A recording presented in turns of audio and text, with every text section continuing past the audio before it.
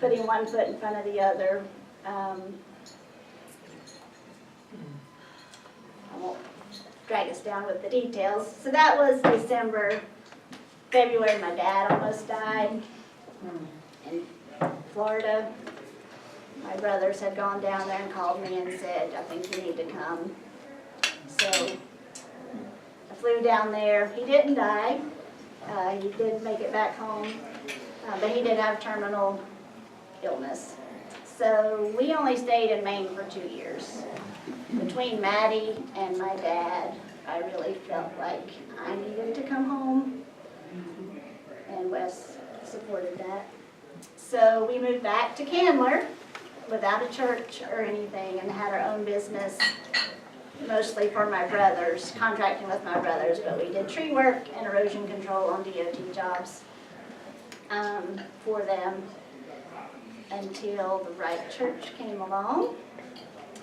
So in 2011, Cody was born. We had reapplied for adoption again. Again, typically for infants in the States, you would have notice. Birth parents are working with an agency and they pick you and you wait. So that only happened with Maddie. With Cody, she was born and that mother didn't want to pick, but the agency picked us. So we went back to Wyoming. And all 4 children were born at the same hospital. Wow. And were adopted through the same agency. The same director was there the whole time. So that's been nice. So we went and got Cody, which was excruciating for me having lost an infant. Those first 6-8 months should have been great, but they were really, really hard for me. But she made it. And 15 months later, we called the agency and said we want to try one more time. Wes wants to request a boy this time because we got 2 girls. And we had not done any paperwork, but Tucker was born to the same birth parents as Emma. And they picked us, or she picked us again. So we spent a crazy 24 hours. We were actually in Charleston visiting my aunt and uncle when the director called and said, when you told me you were going to ask for a boy, I thought that's never going to happen. And I've got a boy.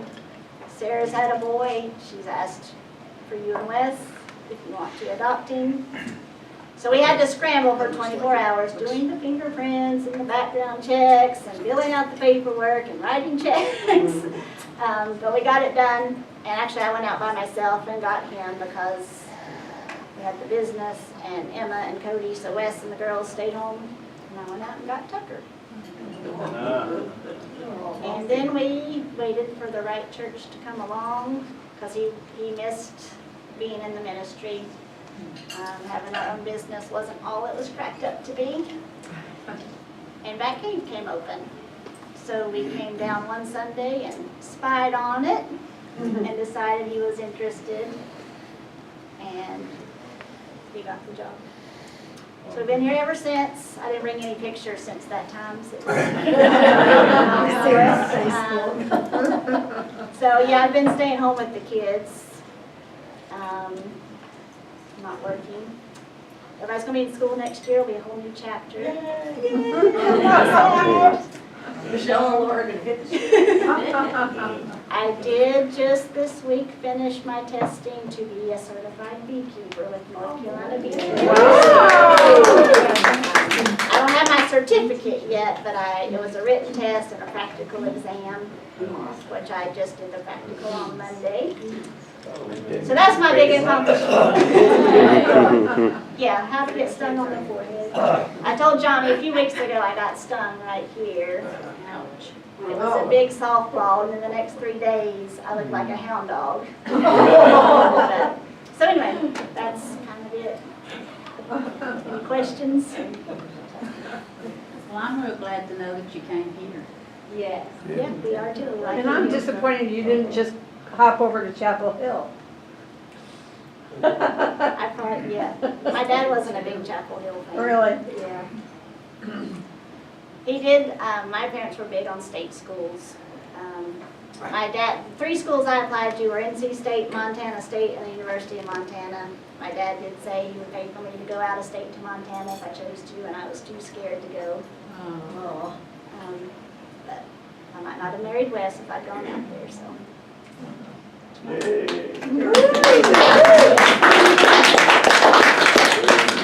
Is Jackson Hole your favorite place that you live? We live in Jackson Hole. We were an hour and a half south in Pinedale, and yes, Better than One of my favorites. Maine? yes.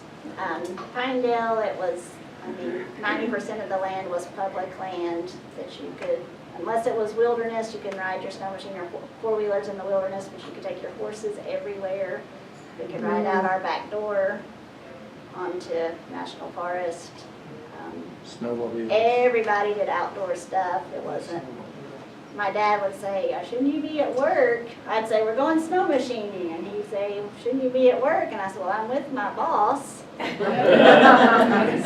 I think it's good because a good snow fell last night. So everybody just, it was really outdoor focused community. What, anything else to do? So, yeah. We knew you were smart, but I think you've blown it out of the water for us, and I have no idea. That's wonderful. Okay. Thank you, ma'am. Thank you. Well, I do have family pictures of our extended family, Wes's side and my side, which all live around Asheville.